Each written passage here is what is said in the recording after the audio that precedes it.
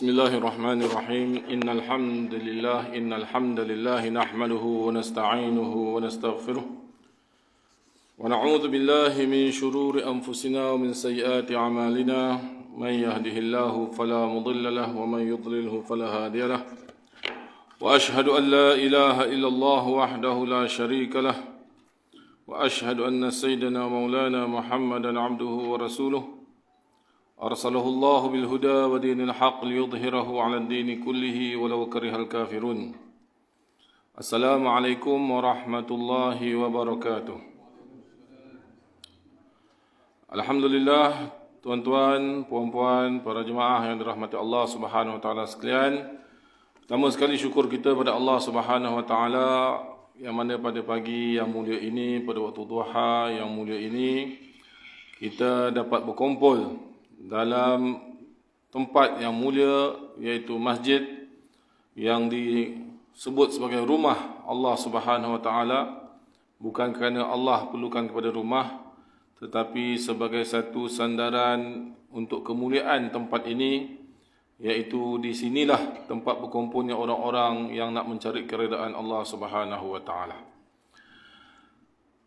Baik, insya-Allah pada pagi ini kita akan menyentuh satu adab yang sangat penting, ya, seperti mana yang sebelum ni saya gantikan Ustaz Baharudin, dan pada pagi ini saya pun sebagai pengganti sahaja. Jadi kita ambil tajuk yang mudah untuk kita bincangkan.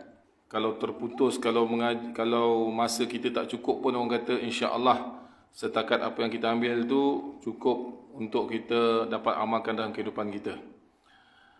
Baik, pada pagi ini satu adab yang sangat penting. Kita akan belajar satu adab yang sangat penting, iaitu adab seorang anak terhadap kedua orang tuanya dan sebaliknya. Iaitu adab seorang anak terhadap mak ayah dia dan juga adab mak ayah pada anak. Dua-dua tu sepatutnya ada dia punya adab-adab dia. Kenapa adab ni penting, tuan-tuan perempuan sekalian? Sebab adab ada berkaitan dengan akhlak. Adab berkaitan dengan akhlak. Nabi SAW diutus di atas muka bumi ini untuk menyempurnakan akhlak yang baik. Innama bu'ithtu liutammima makarimal akhlak. Aku ini diutus untuk menyempurnakan akhlak yang baik. Nabi SAW sendiri telah menunjukkan akhlak yang sempurna. Wa innaka la'ala khuluqin azim. Sesungguhnya engkau, wahai Muhammad, di atas akhlak yang sangat hebat. Akhlak Nabi ni akhlak yang sempurna. Dia bukan setakat akhlak yang baik, akhlak yang bagus. Tuan-tuan, puan-puan, masya-Allah, mungkin akhlaknya bagus. Bukan mungkin, insya-Allah memang baguslah, kan? Sebab tu boleh datang ke masjid, datang waktu duha, kuliah duha, baguslah. Tapi kita belum sempurna lagi akhlak kita. Kadang-kadang melenting juga, kan? Nak nengking anak, mula-mula dengar motivasi ibu bapa yang berkualiti, jangan tengking anak suka-suka, kan? Kita pun azamlah tak nak tengking anak. Sekali mood tengah tak baik, menengking juga, kan? Memang tak nak dah gaduh-gaduh dengan suami ni. Tapi sekali-sekala tengok suami tengok TikTok yang ada perempuan, kita pun nak mengamuk juga. Kan? Contohnya, bukan suami yang kat sini lah ni, suami kat Afrika sana. Kan? Kena minta maaf dengan orang Afrika ni. Itu contoh, kan? Jadi kadang-kadang kita ni, walaupun kita berakhlak, masya-Allah, tapi kadang-kadang kita ni tergelincir juga. Kan? Bawa kereta contohnya nak cepat, anak nak hantar sekolah dah lambat ni, lampu merah pun, tengok kadang kiri tak ada kereta, zup. Ustaz cerita macam Ustaz buat, Ustaz. InsyaAllah tak buat tu, tapi kadang-kadang mungkin juga kot. Kan? Kalau dah bawa kereta pukul 2 pagi, memang confirm jalan dah kosong, lampu merah, takkan nak tunggu lagi. Kan? 2 pagi. Kalau Ustaz Zahid terus kata bodoh. Kan confirm dah kereta tak ada. Itu dia lah. Okey, baik. Dia kata itu pentingnya adab. Pentingnya adab. Adab ni berkaitan dengan akhlak. Baik. Kemudian adab seorang anak terhadap kedua orang tuanya. Ini insya-Allah sebab sempat yang kita ambil, kita akan ambil. Dan sebaliknya bermakna adab orang tua terhadap anak. Itu pun penting. Orang tua pun jangan anggap dia sebagai mak ayah, dia boleh buat apa sahaja. Tak, dia ada adab-adab dia. Yang pertama, di antara adab-adab seorang anak terhadap kedua orang tuanya. Kalau kita masih ada orang tua, kita niat untuk amalkan. Kalau kita dah amalkan, alhamdulillah. Kalau belum ada adab-adab ni pada diri kita, kita cuba baiki diri kita. Kalau kita dah tak ada orang tua, kita ajar anak-anak kita. Anda ajar anak-anak kita adab terhadap orang tua. Penting sangat. Adab terhadap kedua orang tua ni sangat penting, begitu juga sebaliknya. Memandangnya dengan penuh kehormatan dan kasih sayang. Hebat. Mak ayah ni sebenarnya pintu menuju ke syurga. Ni kena ingat. Ibu bapa adalah pintu menuju ke syurga. Sebab itu Nabi SAW satu kali pernah naik mimbar. Mimbar Nabi ni dia bukan macam mimbar kita. Dia macam mimbar kalau kita pergi, kita tengok Masjid Haram tu. Kan, mimbar jenis tangga naik macam tu. Lepas tu pusing, duduk. Mimbar Nabi ada 3 anak tangga. Yang keempat untuk kursi duduk. Maksudnya naik 1 tangga, 2 tangga, 3 tangga, Nabi pusing, terus duduk. Ada 4 anak tangga, yang keempat tu untuk duduk. Jadi satu kali Nabi SAW naik anak tangga pertama, Nabi kata amin. Yang kedua amin. Yang ketiga amin. Tak pernah Nabi buat macam tu. Lepas selesai khutbah, sahabat tanya, wahai Rasulullah, tadi kami lihat engkau buat satu yang tak pernah kami lihat. Kau sebut amin. Nabi SAW beritahu ketika aku naik ke mimbar tadi, malaikat Jibril datang mendoakan 3 perkara. Yang salah satunya yang kita nak sebut ialah malaikat Jibril mengatakan bahawa celakalah, binasalah kehidupan seorang anak yang bertemu dengan kedua ibu bapanya dalam keadaan dia tua, sedangkan sepatutnya ketika tua itulah pintu syurga untuk si anak ni terbuka luas, tetapi dia biadab dengan kedua ibu bapanya menyebabkan dia tidak dapat masuk syurga Allah Ta'ala. Ini adalah orang yang paling binasa, paling celaka. Sebab apa? Sepatutnya pintu syurga tu dah terbuka luas dah depan mata dia, mak ayah dia, untuk dia khidmat. Tetapi sebaliknya dia selalu bergaduh dengan mak ayah dia, menyusahkan mak ayah dia, menyalahkan mak ayah dia dan sebagainya, menyebabkan dia masuk neraka. Baik, kerana itu mak ayah ni sebenarnya pintu syurga. Dan benda ni kita kena ajar anak-anak kita. Daripada kecil kita dah ajar anak-anak kita, kalau salam tengok muka kita, tak apa. Biarlah nampak macam ni, macam kita ni menuntut kita punya kebolehan, kita punya kelebihan. Tapi itulah cara kita nak ajar anak-anak kita. Jangan kita terlampau sangka baik. Nanti anak aku tahulah, anak aku tahu nanti sangka macam mana nak hormat aku. Tak boleh. Sebagai mak ayah, kita kena ajar satu persatu. Memandangnya dengan penuh kehormatan dan kasih sayang. Tengok mak ayah pun, Masya Allah, dapat pahala. Kerana memandang kedua orang tua termasuk dalam kategori ibadat. Ada ulama mengatakan bahawa antara memandang wajah kedua bapa kita dengan penuh kehormatan, dengan penuh kemuliaan, lebih afdal daripada kita pergi ke depan Kaabah, tengok Kaabah. Bagi orang yang datang haji dan umrah untuk yang sunat. Yang wajib tu mestilah laksanakan, haji wajib, umrah wajib. Tapi lepas tu kalau dia nak pergi umrah lagi, nak pergi haji lagi, ada bertembung antara dia kena jaga mak ayah dia dengan pergi umrah sunat. Maka lebih afdal lah dia jaga mak ayah dia. Jaga mak ayah dia yang mungkin memerlukan untuk beli makanan dan sebagainya. Berdasarkan pada hadis Nabi SAW, khamsun minan nazar ibadatun, an-nazaru ilal abawain ibadah. Berdasarkan pada hadis Nabi SAW yang diriwayatkan dalam Al-Jami' As-Saghir, bahawa Nabi SAW bersabda, ada 5 pandangan yang dikira sebagai ibadat, antaranya melihat kepada kedua ibu bapa, begitu juga melihat kepada mushaf Al-Quran, melihat kepada Kaabah, melihat pada Zam-Zam, ibadah yahutul khataya hattan, wa nazar ilal alim, dan melihat kepada orang alim. Ini 5 pandangan yang dikira ibadat. Kita dalam 5 ni, sabdaan Nabi ni, Nabi letakkan yang pertama, melihat pada ibu bapa.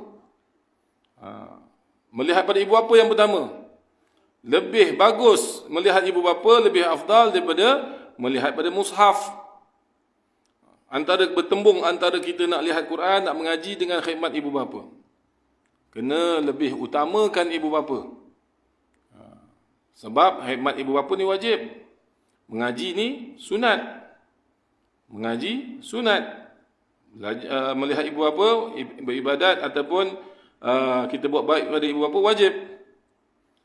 Dan lebih afdal berbanding dengan melihat Kaabah. Kaabah nombor 3. Dan melihat pada Zamzam dan melihat pada orang alim. Walaupun orang alim tu mengajar kita ilmu yang bermanfaat, tetapi walaupun begitu tetap melihat pada ibu bapa termasuk ibadat yang afdal. Persoalan, sekiranya ibu bapa tu orang kafir, adakah melihat padanya juga dapat pahala? Ya. Islam ni bukan sahaja agama ibadat, Islam juga adalah agama muamalat, agama kemanusiaan. Islam bukan sahaja mengajar kita cara ibadat atas tekas sajadah dengan tasbih, dengan Quran, bukan itu sahaja. Islam punya akhlak termasuklah dalam erti kemanusiaan. Ibu bapa tu walaupun kafir sekalipun, walaupun ibu bapa tu jahat, ibu bapa tu perompak, ibu bapa tu kita tahu memang orang bersalah lah, tetap hubungan kita kepada dia sebagai anak tetap kena jaga. Itu kita kena faham bab tu. Janganlah kalau ibu bapa tu, contohnya ibu bapa, mak ni memang suka mengutuk orang contohnya, suka mengumpat orang, suka macam-macam lah, perangai ke lidah jahat lah contohnya. Itu kesalahan dia. Kita sebagai anak tetap kena hormat dia. Ini kita faham. Itulah hebatnya mak kita. Dan juga berdasarkan pada sabdaan Nabi sallallahu alaihi wasallam, "Ma min rajulin yanzuru ila ummihi rahmatan laha illa kanat lahu biha hajjatan maqbulatan mabruratan." Qila ya Rasulullah, "Wa in nadhara ilaiha fil yawmi mi'ata marrah?" Qala, "Wa in nadhara fil yawmi mi'ata marrah, mi'ata alfi marrah, fa inna Allaha akthar wa atyab." Iaitu Nabi sallallahu alaihi wasallam bersabda, tidaklah seseorang itu melihat pada maknya dalam keadaan sayang, kesian, rahmat kepadanya, kecuali akan dituliskan untuknya pahala haji yang diterima dan diterima oleh Allah Ta'ala. Melihat sahaja tu, belum khidmat lain lagi tu. Belum tolong basuhkan baju, jemurkan baju, lipatkan baju. Mungkin sampai satu tahap kena cebokkan, kena mandikan. Masya Allah. Kemudian ditanya, "Wahai Rasulullah, walaupun si anak tu melihat pada maknya pahala melihat pada maknya 100 kali dalam satu hari?" Rasulullah kata, "Ya. Walaupun memandangnya 100,000 kali." Sahabat ni tanya, sebab macam pelik, mudah sangat Allah Ta'ala nak bagi pahala. Orang nak pergi haji ni kan susah. Kenalah zaman sekarang ni. Lagilah susah dengan visanya, dengan vaksinnya, entah apa-apanya. Pahala tu senang-senang dapat untuk kita yang ada mak ayah lagi. Allah Ta'ala maha banyak pahalanya, maha baik pemberian Allah. Allah tak kisah banyak mana pun kita melihat ibu bapa kita. Jadi ini tuan-tuan dan puan sekalian, satu peluang yang besar bagi kita.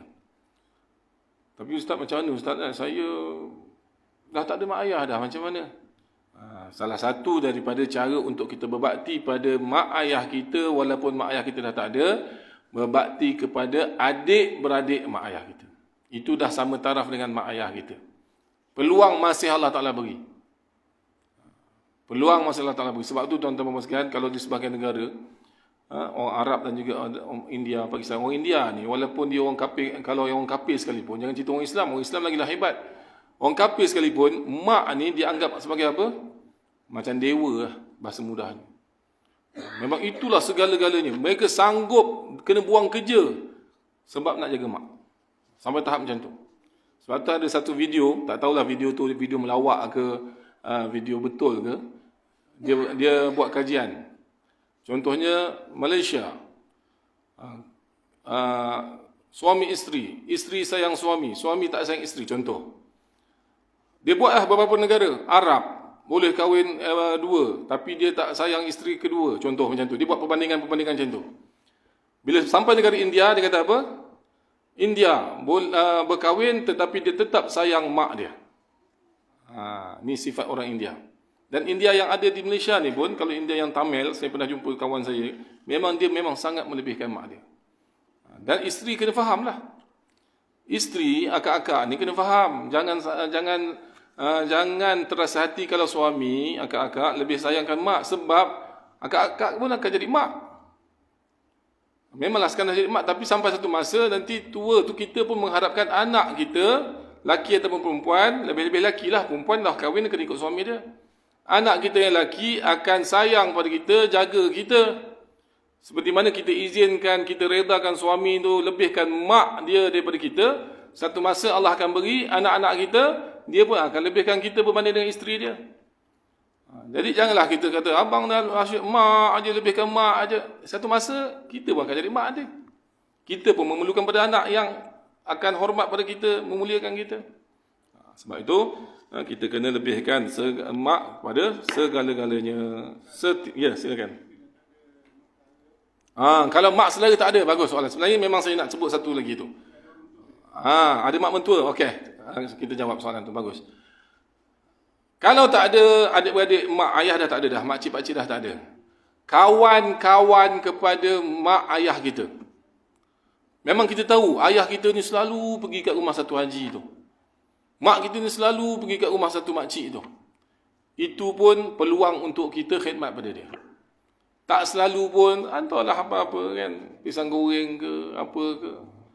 Masih ada hubungan. Okay. Kembali pada soalan, ya.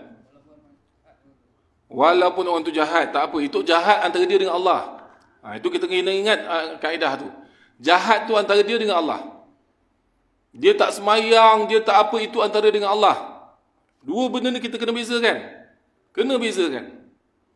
Dia jahat macam mana pun, hatta bahkan dia musyrik sekalipun, itu antara dia dengan Allah. Antara kita dengan dia sebagai anak. Sebagai anak saudara. Sebagai anak daripada kawan baik dia. Itu kita kena faham dua perkara ni. Sebab tu Islam ni mengajar kita hati yang bersih.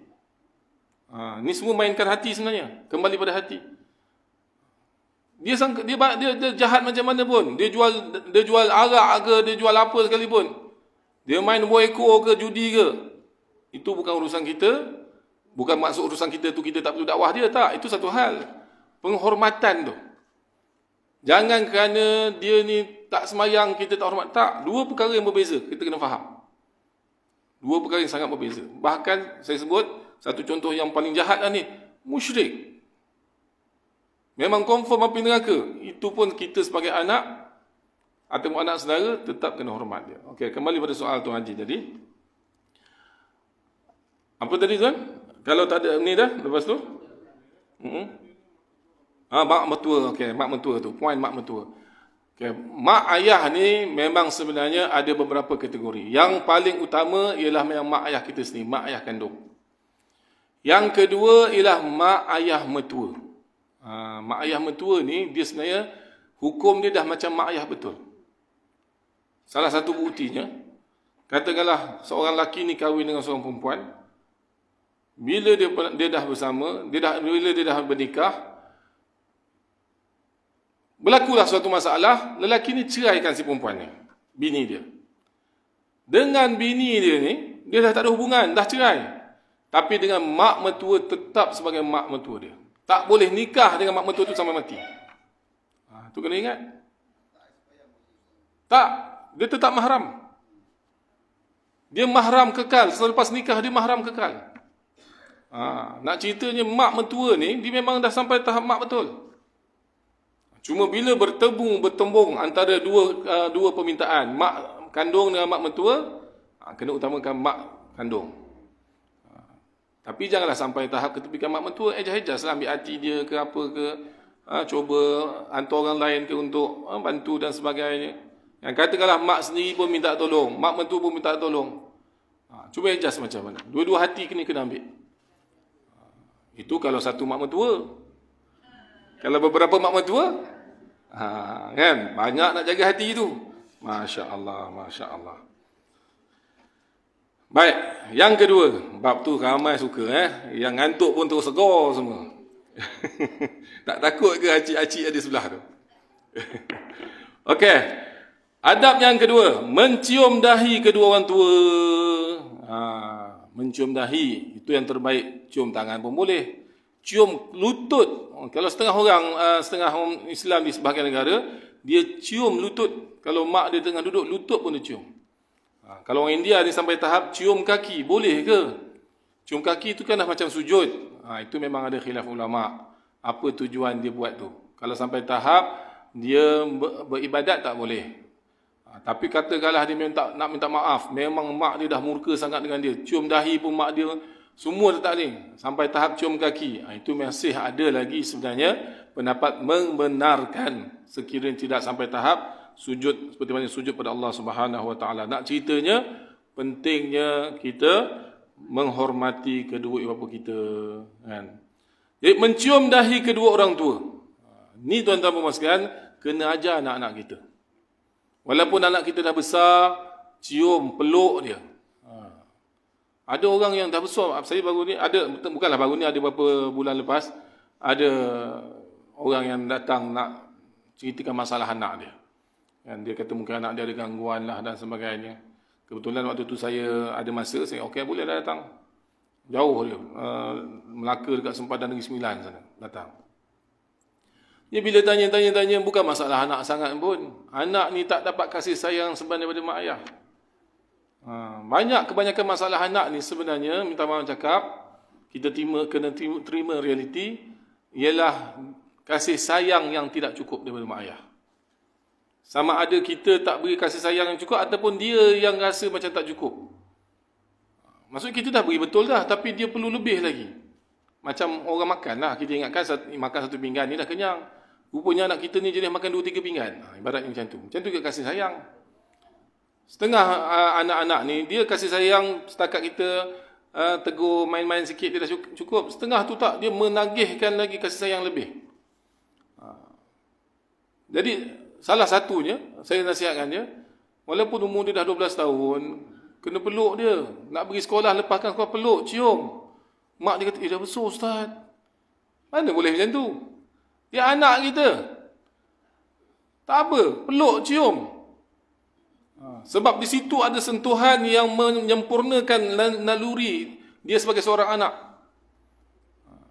Jadi begitulah nanti, kita ajar dia cium kita. Tak kira anak perempuan, anak lelaki, kena biasakan benda ni. Jangan kita sebagai ayah, kita rasa malulah, tak baguslah cium anak dah besar, umur 18 tahun cium lagi. Tak, kena cium. Cium pipi, cium dahi, ajar dia cium pipi, cium dahi kita. Benda ni sebenarnya, dia sangat-sangat memberi kesan pada hati seorang anak. Dia ada sentuhan dia tersendiri. Menyebabkan dia, insya-Allah, dia takkan ada naluri dia tu kepada benda-benda yang tak baik. Tak ada naluri dia pada benda-benda yang jahat, insya-Allah. Kerana Allah Ta'ala memang dah tetapkan kasih sayang yang halal ini, kasih sayang halal akan mencantas kasih sayang yang haram. Bila kita bercinta suami isteri, kasih sayang halal, insya-Allah akan mencantas banyak kasih sayang cinta-cinta yang haram. Kalau tak sepenuhnya pun, mungkin setengah orang, dia akan cantas kebanyakannya. Dan begitulah Allah Ta'ala meletakkan kasih sayang ni. Perkara yang kita tak faham. Cinta ni, cinta kasih sayang, satu perkara yang luar biasa. Jadi mencium dahi kedua orang tua adalah salah satu adab. Man qabbala baina ainai ummihi kana lahu sitran minan nar. Rawah Ibn Adi an Ibn Abbas.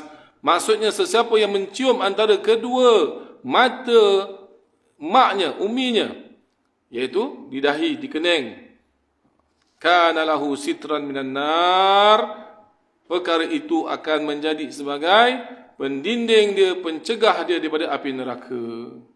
Itu sebab tu awal-awal tadi saya kata apa? Mak ayah ni memang peluang besar kita masuk syurga dan juga jauh daripada api neraka. Baik, yang ketiga, mencium tangan dan kaki kedua orang tua.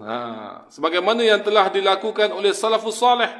Al-jannatu tahta aqdamil ummahat. syurga itu berada di bawah telapak kaki ibu. Berdasarkan sabda Nabi SAW juga, man qabbala rijla ummihi faka'annama qabbala atabatal jannah. Al-Mabsut, iaitu dalam kitab Al-Mabsut diterangkan bahawa barang siapa yang mencium telapak kaki ibunya. Orang Melayu memang jarang benda ni. India biasa. Bukan cium tapak kaki ibu, tapak kaki suami pun dia orang cium.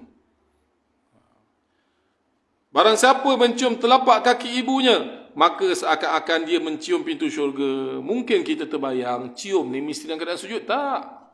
Mak kita kalau tengah baring atas katil, kita datang dekat hujung kaki dia, cium tapak kaki dia, sujud ke tak sujud? Kita duduk, dia baring. Bukannya mesti cium tapak kaki tu waktu dia duduk. Mungkin kita nak, itu dah macam sujud. Bila-bila sambil kita urut kaki dia, urut tapak kaki dia, cium. Kalau kita buat ni, Masya Allah, tak pernah kau buat ni, baru belajar itu kat Masjid Pais Tongkat. Masya Allah, dapat saya pahala, dapat kan, saya dapat saham. Dan tuan-tuan perempuan buat amalkan ni, Masya Allah. Tapak kaki mak kita kalau cagu sekalipun, itulah yang kita kata sedapnya mak, bau syurga. Masya Allah. Ambil hati seorang ibu ni, tuan-tuan perempuan sekalian, kita menggembirakan Allah. Kita ingat ni kaedah, menggembirakan makhluk pun adalah ibadat. Kita gembirakan kucing pun ibadat, gembirakan anjing pun ibadat. Saya suka buat contoh yang paling lekeh supaya kita kias ni pada benda yang paling hebat. Kita gembirakan anjing, kita ada makanan kita cempak bagi anjing, anjing pun suka, itu pun dikira ibadat. Ini pun kita kena faham ke, kita orang Melayu ni pelik sangat. Kan? Anjing tu najis tapi bukannya perlu dibenci. Itu benda yang berbeza. Anjing memang najis mughalazah dalam mazhab Syafi'i. Tapi bukan satu makhluk yang layak dibenci oleh kita. Dua beza, dua perkara berbeza. Nak ceritakan sini, saya bukan nak cerita anjing ni. Nak ceritanya anjing yang najis mughalazah pun, kalau kita gembirakan dia pun kita dapat pahala. Apatah lagi gembirakan orang-orang Islam. Lebih lagi daripada itu, apatah lagi menggembirakan mak ayah kita. Dia busuk sekalipun, Masya Allah wanginya. Macam kita, kalau kita cium anak kita yang busuk-busuk masam, kan kita suka kan? Kan kita suka masam dia tu memang sedap, kalau saya lah. Kan? Saya kalau anak masam, itulah yang saya lagi kuat cium. Sedap, fresh, rasa hilang stres. Kan ada kajian tu mengatakan cium ketiak suami akan hilangkan stres. Kakak buat tu. Itu bukan hadis lah. Nak ceritanya, kita gembirakan pasangan kita. Jadi tadi soalannya berkaitan kalau kaki mak bercagu macam mana. Tak apa, cagu sekalipun. Kan? Kita cium, gembirakan mak kita insya-Allah. Man qabbala rijla ummihi faka'annama qabbala atabatal jannah. Barang siapa yang mencium telapak kaki ibunya, maka seakan-akan dia mencium pintu syurga. Masya Allah. Kan? Satu perkara yang hebat. Kana al-Habib Ali bin Muhammad al-Habashi yuqabbilu yadayhi wa rijlayhi walidatihi kulla yawm thumma talaba minha an tad'a lahu. Ada seorang ulama, amalan dia ialah dia setiap hari akan cium kedua tangan dan kedua kaki mak dia, kemudian dia minta doa. Dia doa mak ibu adalah doa yang makbul. Okey, faedah. Perbezaan hukum antara mencium kaki ibu dan sujud. Ada bahaskan di sini. Hukum mencium kaki ibu adalah boleh. Hal ini dikarenakan sebatas meletakkan dahi di kaki seseorang tanpa diiringi dengan niat sujud, dan ini tidak dinamakan sujud. Lain halnya jika diniatkan untuk sujud, maka hukumnya adalah haram. Hal ini jika dilakukan dengan sengaja dan dalam keadaan mengetahui hukumnya. Ya, silakan. Ya. Mak tiri. Okey, sebenarnya perbahasan tentang ibu bapa tadi yang saya kategorikan mak sendiri, lepas tu itu semua sebenarnya satu perbahasan yang panjang lah. Tapi tak apa, kita ringkaskan. Yang kedua tadi kita sebut mak mentua kan. Okey. Dan juga mak ayah yang perlu kita hormat ialah mak ayah tiri. Mak ayah tiri ni juga adalah mak ayah yang memang mak ayah kita sekiranya selepas dia bersama. Contoh, suami si lelaki ni kahwin dengan si perempuan ni, perempuan yang ada anak. Itu belum jadi anak tiri yang mahram lagi. Setakat aku terima nikahnya tu, katakanlah si lelaki nama Ali nikah dengan Fatimah, aku terima nikah Fatimah ni tadi. Bila nikah saja dia baru halal dengan si isteri dengan Fatimah ni. Dia belum lagi mahram sebagai bapa tiri dengan anak-anak Fatimah. Dia nikah, malam pertama mungkin dia bersama. Atau malam kedua, atau bila-bila lah. Selagi mana dia tak bersama, selagi itulah mahram anak tiri tadi belum jadi mahram dia. Bila dia bersama sahaja, maka ketika itulah anak tiri tadi dah bertukar status anak tiri yang mahram.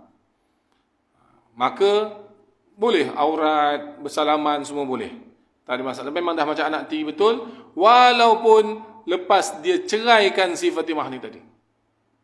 Dia tetap haram bernikah dengan anak Fatimah sebab dah jadi macam anak dia betul dah. Sebab tu mahram ni, ada mahram disebabkan nasab, keturunan. Ada mahram disebabkan saharah, iaitu disebabkan pernikahan. Mak mertua daripada tak jadi mahram, tiba-tiba jadi mahram. Anak perempuan tu tadi bukan anak kita, tiba-tiba kita nikah jadi anak kita. Itu semua ada kaitan dengan hukum fiqah, hukum fiqah. Dan begitu juga mak ayah yang perlu kita hormati ialah mak ayah angkat. Mak ayah angkat ni walaupun sama ada kita jadi sebelum mak ayah angkat, mak ayah susuan. Cuma di Malaysia ni jarang berlaku tentang susuan ni, ada berlaku. Dan susuan pun adalah dia menyebabkan seseorang itu menjadi mahram yang kekal. Syaratnya 5 kali susuan yang mengenyangkan. Susuan mengenyangkan macam mana? Budak tu menyusu sampai dia dah tak nangis dah. Dia memang dah dia sendiri lepaskan. 5 kali dibuat macam tu, tak kira anak saudara kita ke, anak orang luar ke, anak jiran ke, katakanlah jiran kita kebetulan sakit. Lahir-lahirkan anak sakit. Kesian anak dia nak menyusu. Kebetulan kita pula tengah menyusukan anak kita sendiri. Akak-akak menyusukan. Kalau saya sebut kita, nanti kita lelaki sekali. Kan? Faham-faham lah bahasanya. Jadi anak jiran ni nak menyusu. Akak-akak pun kata kesian dia. Beri aku menyusukan. Kadang-kadang terjadi macam tu. Untuk kesian, bukannya untuk jadikan anak susuan. Kita pun dah menyusukan. Tengok. Dia tak nangis. Kita pun kesian lagi. Seminggu kita buat macam tu. Tak ada terfikir pun tentang anak susuan. Sembang. Dah jadi anak aku, budak ni. Dah tak ada aurat, dah tak boleh kahwin. Macam mahram betul? Macam anak betul? Memang betul-betul macam anak betul. Tak ada, iaitu tak boleh bernikah. Dia dah macam anak kita, mana boleh bernikah? Tak ada aurat macam anak punya aurat, boleh bersalaman dan sebagainya. Ya. Ya, tak apa.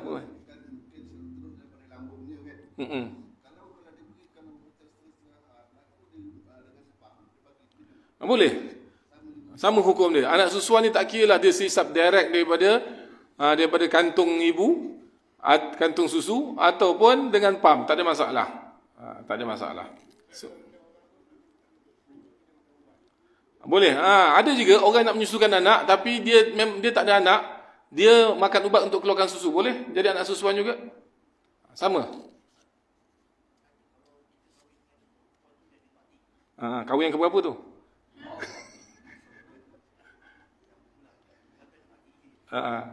Kahwin dengan perempuan tu, mak tu ada ini dah jadi khilaf fiqh dah ni. Okey. Boleh. Dia kira mak dia. Macam mana sebenarnya soalan?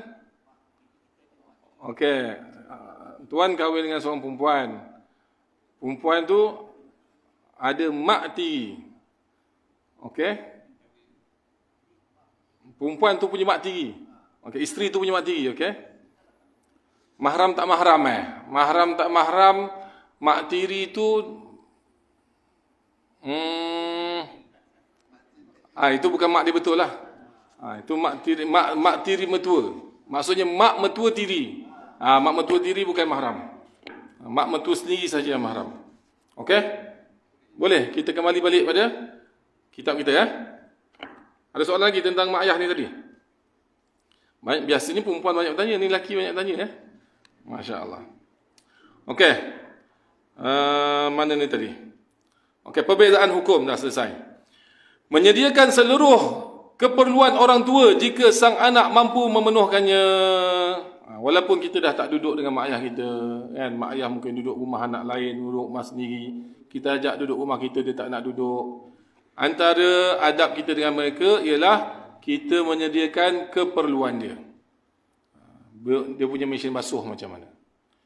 Dia punya katil tempat tidur tilam dia macam mana? Kipas dia macam mana? Dia perlu aircon tak perlu aircon? Kita perlu, kita mampu, kita penuhkan. Kita tak mampu, tanya adik-beradik. Nak pasang aircon ni kat rumah mak ni. Harga aircon RM2,000 sekali kedebuk pasang. Lepas tu setiap bulan kena tambah sikit bil. Sedia tak? Okey, semua kata sedia. Ada yang kata aku tak sedia lah. Kumpul lah adik-beradik yang sedia, kita belikanlah aircon tu RM2,000 dengan jangan beli aircon aja, bulanan bil mak sendiri bayar. Kan? Bil melambung guna aircon ni. Semua tu kita kena bincangkan. Macam mana makanan? Macam mana tandas? Tandas ni mungkin sekarang nak pergi tandas dah jauh. Nak buat tandas baru sebelah bilik. Semua tu kita bincangkan anak-anak. Bermuafakat bagaimana nak selesaikan keperluan-keperluan mak ayah kita. Kita fikir untuk mak ayah kita, insya-Allah nanti Allah Ta'ala ajar anak-anak kita untuk mereka memikirkan keperluan kita apabila kita memerlukan nanti.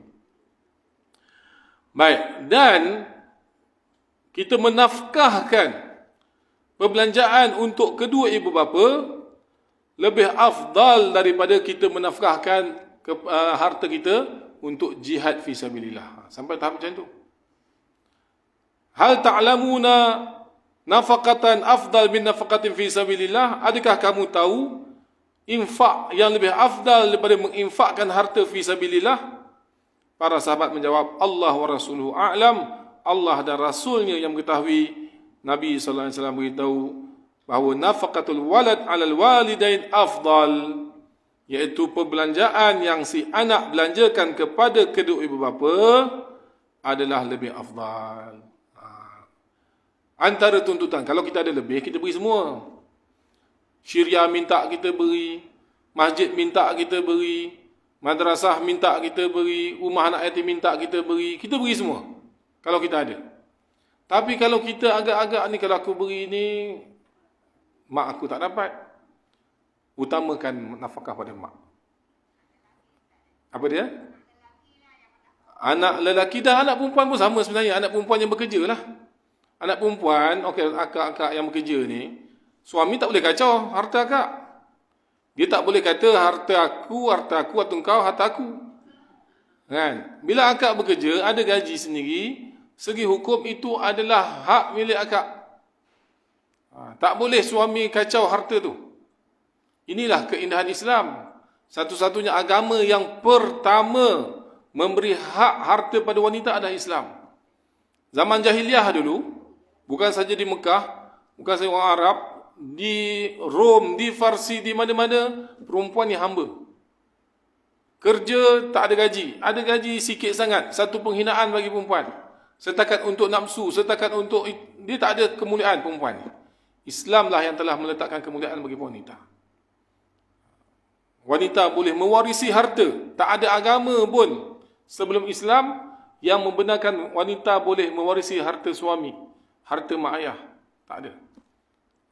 Jadi, sekiranya harta tu akak punya, nak beri pada mak, beri. Afdal. Itu lebih afdal daripada duk sedekah di Syria contohnya. Tapi kalau ada lebih, Syria pun beri.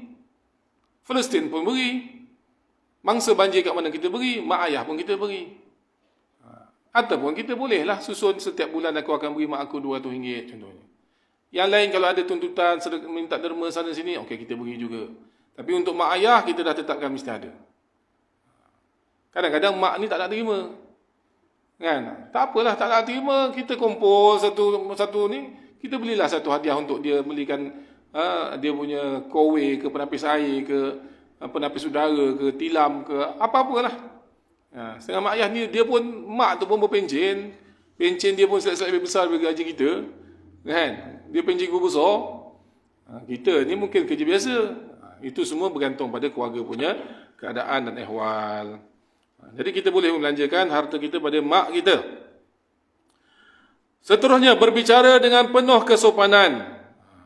Ini pun kadang-kadang satu ujian, kan? Mak ayah kita mungkin macam tak kena dengan jiwa kita. Inilah jihad kita. Kita tak pergi jihad macam sahabat-sahabat punya jihad, angkat pedang. Jihad kat rumah. Mak ayah kita mungkin mengucapkan sesuatu yang kita tak suka, kena kawal sikit. Ini adalah jihad yang besar juga. Memang susah. Tetapi itulah kita punya pengorbanan kita. Berbicara dengan penuh kesopanan.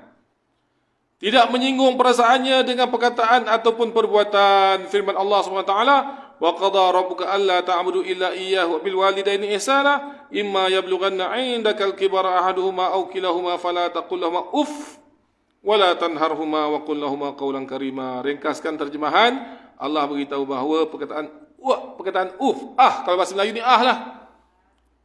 Mak ni, itu pun tak boleh. Apatah lagi herdik, apatah lagi tengking. Kalau terlepas juga minta maaf. Kalau terlepas juga minta maaf. Bukannya semakin kita berdendam. Berdendam sesama manusia biasa pun tak boleh, haram hukumnya. Apatah lagi berdendam dengan mak ayah wal-iyazubillah.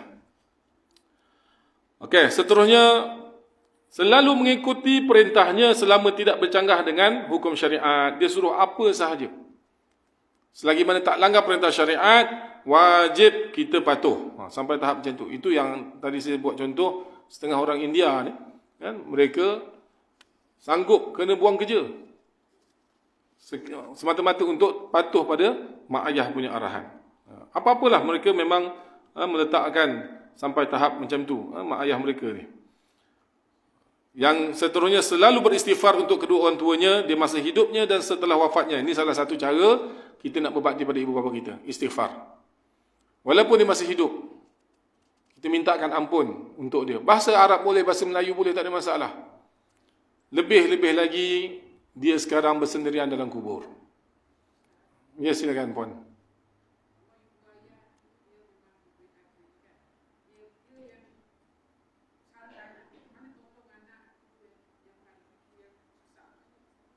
Maksudnya mak ayah tu tolong anak-anak yang susah. Tak apa kalau anak susah. Kalau mampu dia tolong ayah. Kalau tak mampu, tak apalah.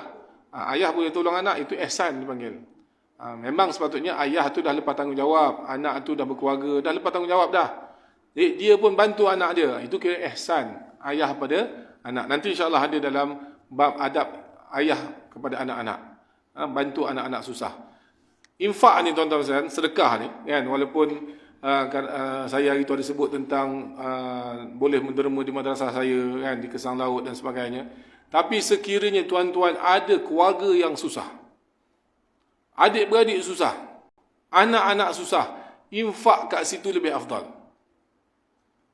Infak ke situ, infak yang paling afdal, infak kepada kaum kerabat yang sangat-sangat memerlukan.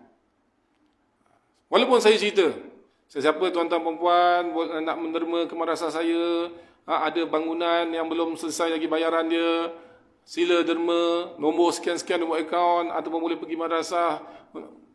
Ada lebih, bismillah, silakan. Tapi sekiranya bertembung dengan adik-beradik kita yang dia pun susah, nak beli ubat pun mungkin tak ada duit, afdalnya lebih ke arah situ. Sama juga anak-anak kita. Kita senang, anak kita susah, afdal kita bantu dia. Tapi kita tengoklah anak ni pemalas tak pemalas, cara kita didikan dia macam mana, nak tarbiyah dia macam mana. Jangan dia sentiasa mengharaplah dengan mak ayah. Itu pun semua tu kita kena ambil kira lah. Kena ambil kira. Bantu ni bukan sahaja mesti dari sudut keuangan. Tolong carikan kerja, tolong rekomenkan kerja, itu pun bantu juga. Itu cara didikan ayat mak ayah pada anak-anak. Baik, beristighfar. Selalu mendoakannya di masa hidup dan terlebih lagi setelah wafatnya. Kita sebut tadi apa? Dia berseorangan sekarang dalam kubur. dia sangat memerlukan sesuatu yang membantu dia. Kalau mak ayah kita tu insya-Allah orang soleh, alhamdulillah lah dia memang dah selamat dah dalam tu. Tapi kalau mungkin dia ada salah silap kat mana, dia nak kena azab dalam kubur wal-iyazbillah, kita masih mampu selamatkan dia. Masih mampu kita hantar bantuan untuk dia. Sebab Nabi SAW beritahu, apabila matinya anak Adam, terputus segala amalan, kecuali daripada 3 sumber. 3 sumber ni boleh hantar pahala-pahala pada dia. Yang pertama ialah sedekahun jariah. Sedekah yang mengalir. Sedekah ni ada banyak jenis. Ada sedekah tak mengalir. Kita sedekah dapat pahala, tapi sekali tu aja pahala. Contoh, kita beri makan lah contoh. Beri makan ni bagus, memang pahala dia besar. Tapi pahala dia bukan pahala mengalir. Makan, kenyang, selesai, orang tu ada kekuatan untuk ibadat, habis tu, dah, kita dah tak dapat pahala dah. Ataupun kita sedekah pada orang kafir. Kita tengah makan-makan kat warung, ada orang kafir datang minta derma, beri, tak ada masalah. Kecuali kalau dia minta derma untuk dia punya kuil, dia tak boleh lah. Dia minta derma untuk persatuan cacat orang kafir, contoh, cacat Buddha. Boleh beri, tak ada masalah. Tapi kita dapat pahala sekali tu aja. Pahala menderma tu. Tapi kalau kita nak cari pahala derma yang bagus, pahala derma dipanggil sedekahun jariah, sedekah yang mengalir. Sedekah yang mengalir ni, sekali kita sedekah, saham tu berjalan ni terus. Mungkin sampai kita mati, mungkin sampai hari kiamat. Contohnya, sedekah masjid contohnya. Bangunan masjid ni dah berapa tahun? Katakanlah 100 tahun. 100 tahun lah berjalan pahala. Nanti sampailah mungkin satu masa, waliyahzubillah, mungkin keadaan tertentu menyebabkan masjid ni nak kena roboh, nak buat 10 tingkat contohnya.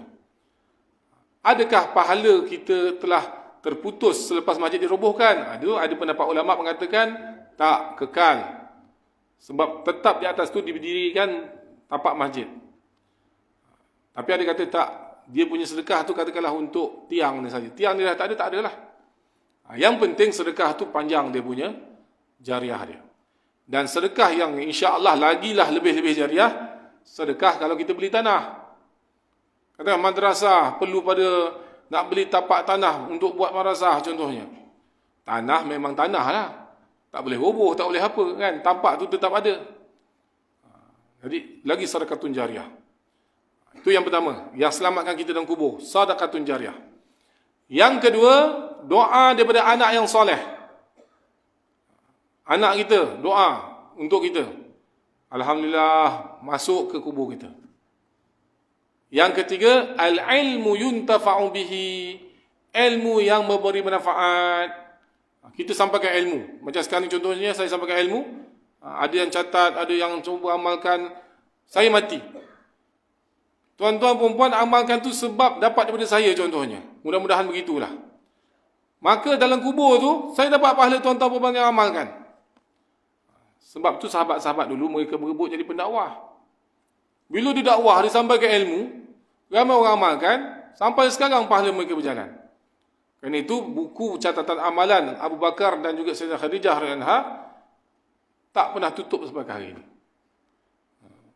Berbilion-bilion umat Islam semua masuk ke akaun dia. Jadi kita kalau tak dapat macam tu, setidak-tidaknya anak kita, kawan-kawan kita, adalah kita ajar sesuatu. Macam ada seorang sepupu saya, dia mula-mula kena buat dialisis buat kat rumah tu. Guna air sendiri, tak perlu pergi pada pusat dialisis buah pinggang. Sejarah dia. Saya cakap spontan aja. Pasal dia kena duduk kat rumah 1 hari 4 jam untuk buat. Spontan je saya cakap. Bang, selawat banyak-banyak bang. Paling kurang 12,000 kali. Spontan je saya cakap. Betul dia amalkan. Sampai sekarang jumpa dia. Oh, amalan kau beri hari tu memang aku amal mujarab lah dia. Selawat je dia. Saya goyang kaki pun dapat pahala lah. Contohnya begitulah. Saya mati nanti kalau dia masih amalkan, saya dapat. Ini contoh ilmu yuntafa'u bihi. Ilmu yang memberi manfaat.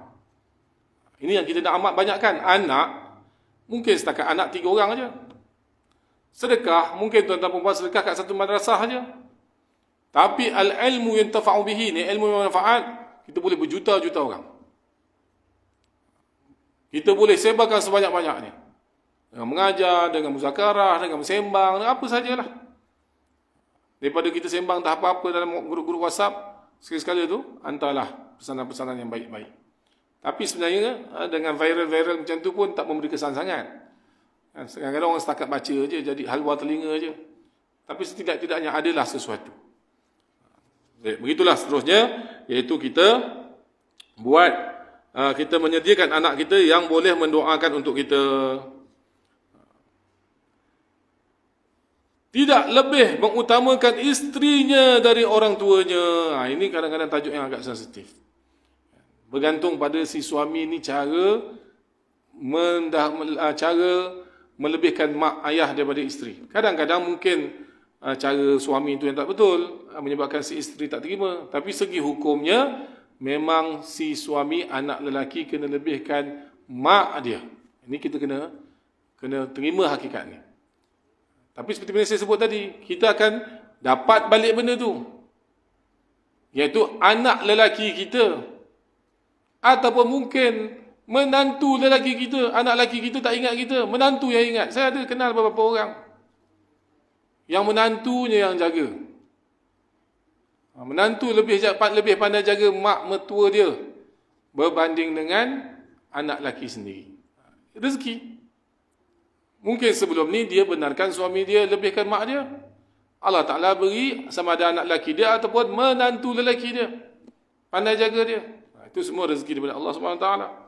Jadi kita, ibu-ibu, akak-akak semua, janganlah terasa hati sekiranya si suami melebihkan si mak.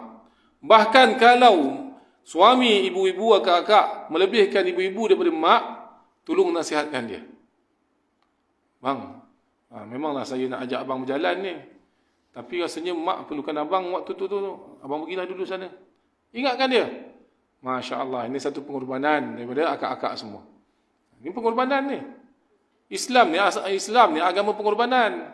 Pengorbanan ni bukan sahaja jihad, angkat pedang sana, tak.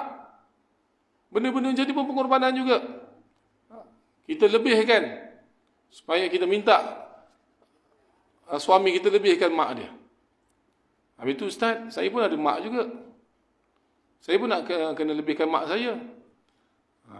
Itu mak awak, mak akak ada anak lelaki, dia yang sepatutnya kena lebihkan. Dan boleh minta baik-baik dengan suami. Suami yang waras, insya-Allah dia pandai imbangkan.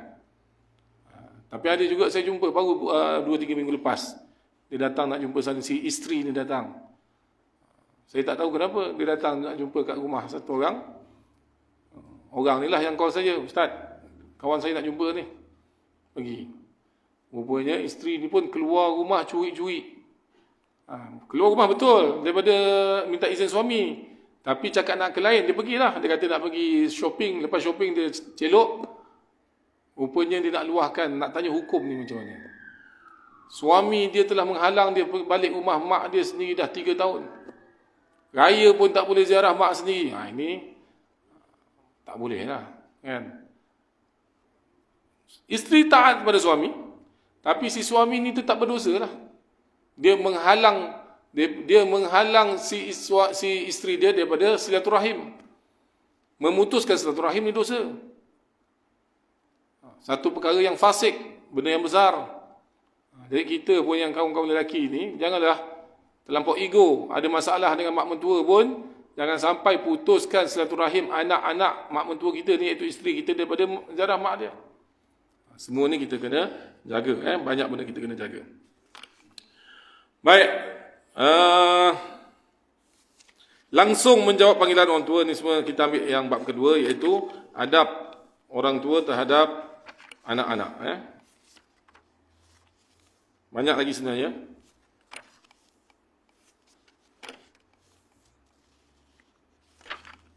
Di antara hak-hak kedua orang tua terhadap anaknya, kita ambil sikit. Iaitu kita sebagai ni, mak ayah yang kita dah jadi ibu bapa ni, insya-Allah saya rasa semua kita ada anak. Mungkin ada yang kahwin tak dapat anak tu pun, masing-masing semua ada rezeki masing-masing, boleh buat anak angkat dan sebagainya. Yang pertama, memberi nama yang baik. Ni pun adab. Adab pertama. Iaitu memberi nama yang baik. Sekarang ni nama, ya Allah, macam-macam. Kan, pelik-pelik nak sebut pun berbelit lidah. Nama yang baik ni mesti dalam bahasa Arab ke? Tak. Nama baik ni tak mesti dalam bahasa Arab. Bahasa Melayu pun boleh. Intan Purnama, boleh? Kan? Nama-nama orang Cina, orang Cina yang masuk Islam kan, mu'alaf, jangan paksa dia tukar nama. Tanya dulu, nama dia tu maksud dia apa? Orang Cina ni banyak juga nama-nama maksud dia matahari, bulan, bintang. Ada nama-nama macam tu. Bunga. Macam kita lah kan, kadang-kadang ada nama delima lah, apa semua kan. Apa ni, bunga, apa-apa jenis lah. Mawar kan. Jadi tak perlu tukar. Yang penting nama tu nama baik. Tak mesti dalam bahasa Arab. Ini kita kena faham. Jadi agama Islam ni, dia ada bab-bab tertentu aja yang mesti bahasa Arab. Solat, khutbah Jumaat. Bab-bab tertentu je. Yang lain jangan semua kita nak mengarabkan dia, tak mesti. Doa bahasa Melayu boleh. Ustaz, saya tak pandai baca doa bahasa Arab lah. Ustaz lepas semayang, bahasa Melayu, bismillah, doa je. Begitu juga dengan nama. Memberi nama yang baik. Contoh nama baik, nama-nama Nabi, orang-orang soleh. Dan jika telah terlanjur memberi nama dengan nama yang kurang baik, maka dianjurkan untuk merubahnya.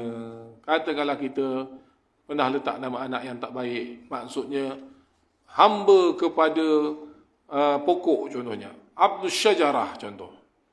Abdul Syams, hamba matahari. Ingatkan nama tu sedap sangat. Abdul Syams. Sedap punya kan? Rupanya hamba matahari.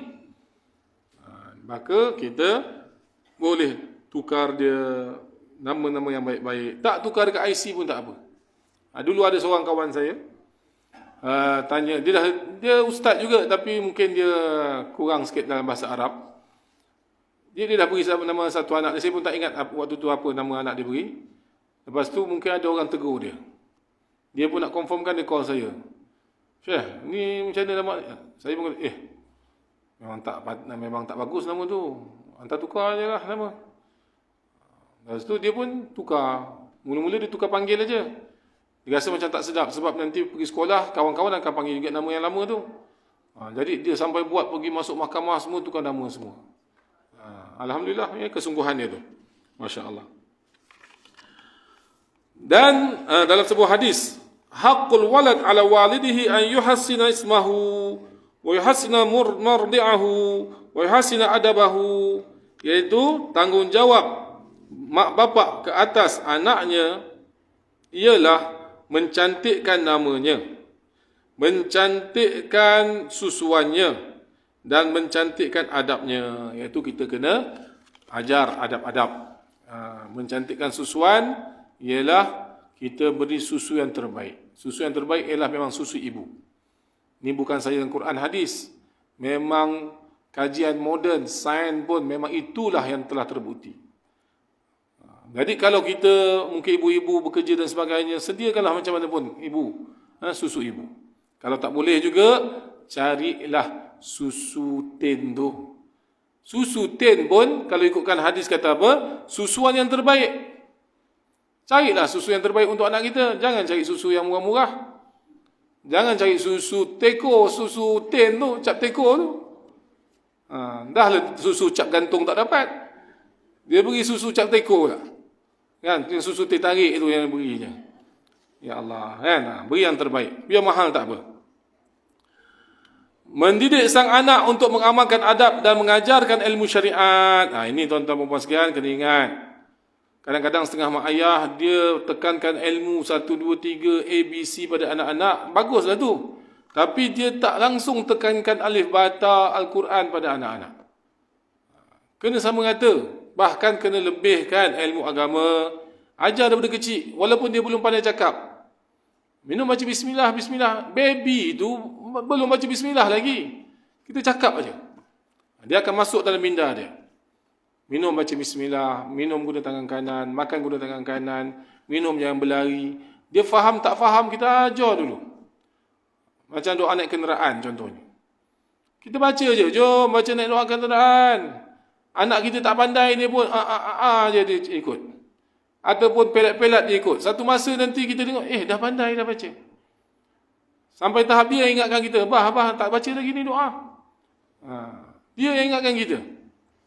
Jadi kerana itu kita kena didik anak-anak kita dengan akhlak yang baik. Baik, sikit lagi. Melarang sang anak keluar rumah pada malam hari kecuali jika terdapat kepentingan. Malam ni bermula daripada maghrib. Ni ada hadis tuan-tuan sekalian, bukannya orang tua-tua punya cakap. Orang tua-tua dulu selalu kita dengar tak baik keluar-keluar maghrib ni. Tapi biasa orang tua sebut cakap ada hantu kan. Tapi sebenarnya hadis, yalah kadang-kadang orang tua-tua kita tak tahu hadis tapi tahu benda tu salah. Kan? Kadang-kadang anak-anak ni tanya kenapa tak boleh. Tak tahu nak jawab, cakap ada hantu, senang cerita. Tapi sebenarnya ada hadis melarang anak-anak keluar pada waktu maghrib. Balik rumah dulu. Mandi-mandi siap-siap, waktu nak pergi solat maghrib, pergi dengan ayah. Yang mengayap-gayap waktu maghrib, tak boleh. Pergi waktu solat, balik. Jangan mengayap tempat lain. Begitu juga malam. Jangan sesekali kita benarkan. Itu yang kadang-kadang pelik kita tengok budak-budak yang ada kes basikal lajak tu kan. Pukul 3 pagi duduk naik basikal. Sampai berlaku aksiden jadi kes dulu. Mana pergi mak ayah dia? Memang patut dah. Kerajaan waktu tu, mahkamah saman mak ayah. Memang betul. Memang salah mak ayah. Sepatutnya tak boleh membiarkan anak-anak keluar malam. Melarang sang anak untuk menonton filem-filem yang terlaknat seperti porno dan yang semacamnya. Ini kena jaga sekarang tuan-tuan sekalian. Sebelum ni kita TV, sekarang ni budak-budak tak tengok TV dah, semua handphone. Handphone tu macam-macam ada. Macam-macam sangat ada. Kita ingatkan anak perempuan kita bagus duduk dalam bilik. Masya Allah, anak aku tak bersosial kat luar-luar ni.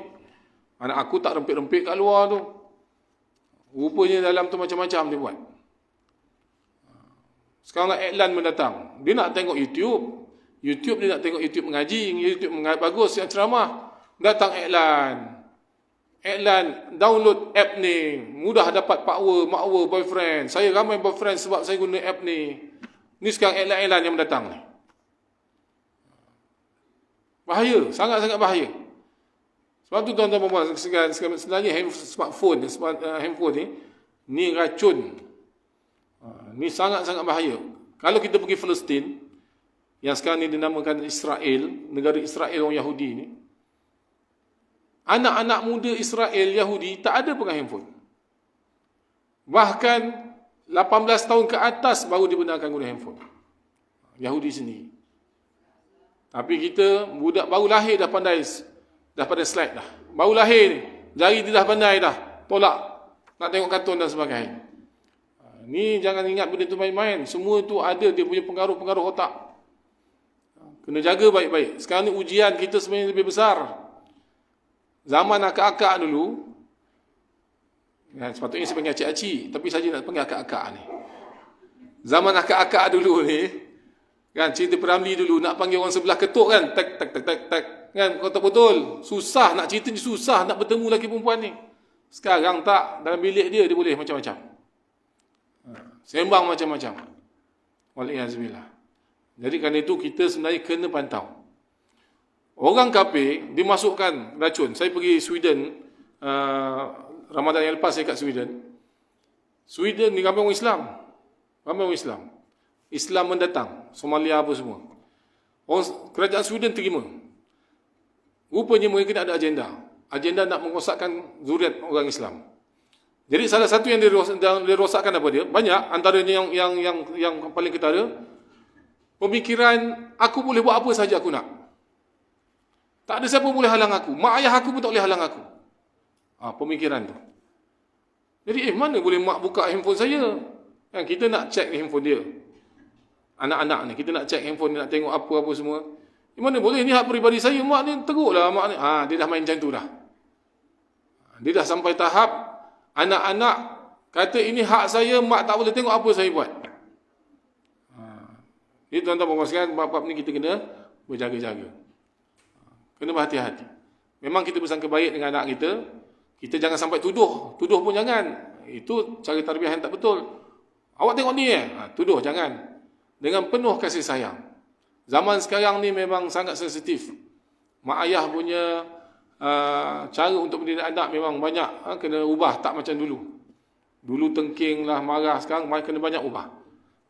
Jadi benda-benda jadi pun kita kena pantau. Handphone ni nak tak nak wajib pantau. Handphone dan kawan-kawan, ni dua ni kena pantau secara berhikmah. Jadi insya-Allah mudah-mudahan sedikit sebanyak apa yang kita belajar pada pagi ini, saya dah minta izin dengan Tuan Abdul Latif untuk saya bergerak awal sikit, sepatutnya 10.30 kan. Tapi saya tak perasan saya bertindih jemputan. Ada jemputan ceramah di Paguh, Giat Mara Paguh. Dia sebenarnya minta saya 10.30. Bila saya tengok ni habis 10.30, saya minta anjakkan 11.30 kat sana. Saya dah tengok map, sini ke sana lebih kurang 50 minit juga. Walaupun namanya Paguh, 50 minit nak ke sana. Jauh juga. Jadi saya minta izin dulu. Sebelum tu saya iklankanlah sekali lagi tentang madrasah tahfiz saya, iaitu di Kesang Laut. Siapa-siapa nak pergi boleh. Kesang Laut, madrasah yang besar sebenarnya, lelaki dan juga perempuan. Dan juga di Parit Ahmad sini, Parit Ahmad Darat. Ada juga madrasah Sofiah di situ, itu pun madrasah saya juga, Cawangan. Tapi yang HQ dia di Kesang Laut. Jadi sebenarnya alhamdulillah madrasah kami ni kita tak ada buat kutipan derma. Kita tak ada buat dekat bank-bank ke tabung-tabung awam, kita tak ada buat. Sekali-sekala sahaja kita akan sebarkan iklan untuk kutipan, iaitu ketika kita buat bangunan contohnya. Bangunan kita buat jual lot, dan juga kalau beli tanah. Kalau untuk bulanan setakat ni kita tak terdesak lah. Cuma kadang-kadang bila api air melambung, kadang-kadang ada paip pecah, itu kadang-kadang kita perlukan juga bulanan. Tapi secara umumnya bulanan kita tak terdesak sangat. Cuma kita ada kutipan yang mungkin agak terdesaknya bangunan lah. Sebenarnya setakat ni sebelum ni alhamdulillah kita bangunan tak ada masalah.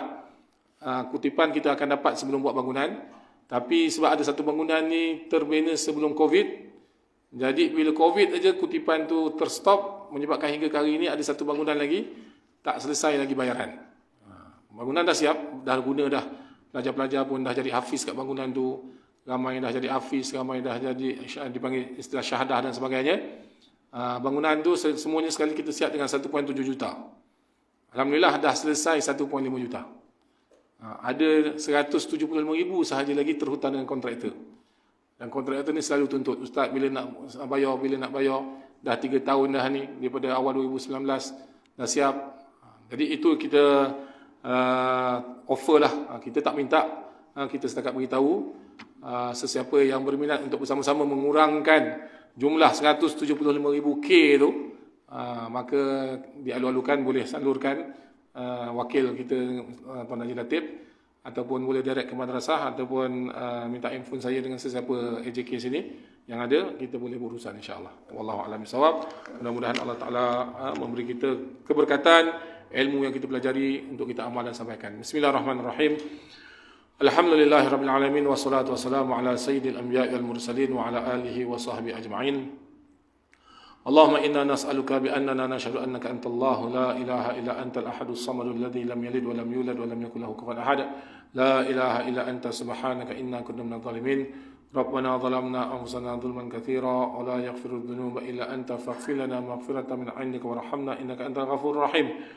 Ya Allah, Ya Rahman Rahim, ampunkanlah segala dosa kami ya Allah, dosa kedua bapa kami ya Allah, dosa guru-guru kami ya Allah, sahabat handai kami ya Allah, dosa mereka yang pernah berjasa dan berbakti kepada kami ya Allah. Ya Allah, Ya Rahman Rahim, sesungguhnya kami adalah hamba-hamba Engkau yang beriman dengan Engkau ya Allah. Kami tidak meminta selain daripada Engkau ya Allah. Oleh itu ya Allah, kalau Kau tidak menerima dan Kau tidak memenuhi permintaan-permintaan kami ya Allah, kepada siapa lagi yang kami meminta ya Allah. Ya Allah, Ya Rahman Rahim, di kalangan kami ya Allah ada hajat-hajat ya Allah. Sekiranya hajat-hajat itu baik ya Allah, Kau mudahkanlah dan Kau mudahkanlah dan Kau mudahkanlah ya Allah.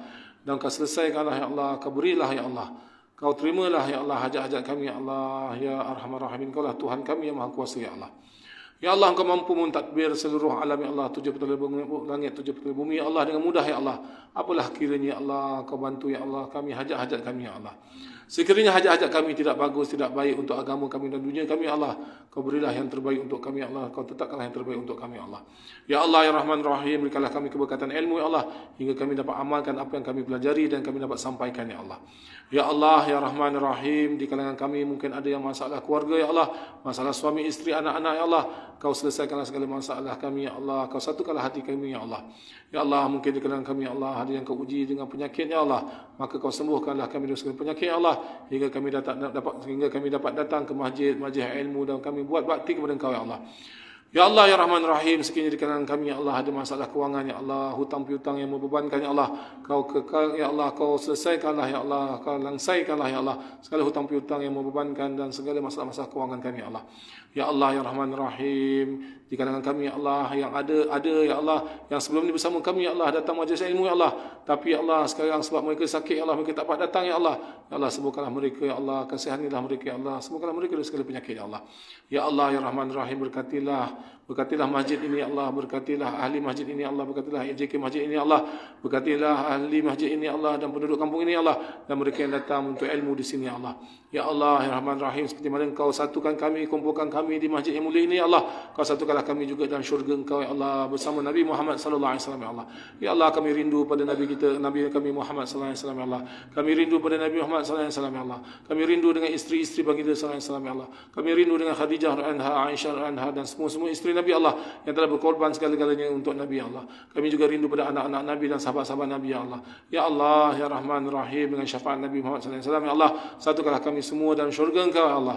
Ya Allah, Kamu satukanlah kami dalam syurga Engkau, Ya Allah. Masukkanlah kami dalam syurga Firdaus-Mu, Ya Allah. Rabbana taqabbal minna innaka antas samiul alim wa tub 'alaina innaka antat tawwabur rahim. Rabbana atina fid dunya hasanatan wa fil akhirati hasanatan wa qina adzabannar. Sallallahu alaihi wasallam Muhammad wa ala alihi wasallam.